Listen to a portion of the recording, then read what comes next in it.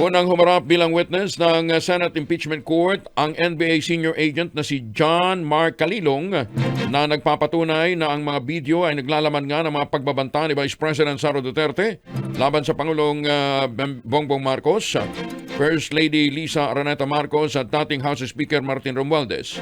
Ayon kay Calilong, siya ang nanguna sa pagkuha, pagpapanatili at pagpapatunay ng mga digital na ebidensya bilang case agent sa ginawang investigasyon ng NBI. Kinumpirma niya na tinugma ang screen-recorded na video sa orihinal na live stream na ginawa nito ng digital hash value upang matiyak na hindi nababago ang nilalaman.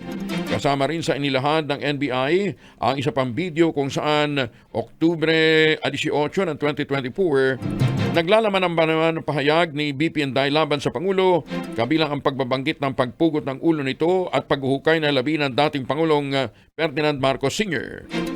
Ayon naman kay House Prosecutor Representative Lawrence Bensor, layunin ng Article 4 ng impeachment na sagutin kung dapat bang pagkatiwalaan ang isang mataas na opisyal na paulit-ulit na gumagamit ng mga pagbabanta ng karahasan laban sa mga institusyon na kanyang sinumpaang pangangalagaan.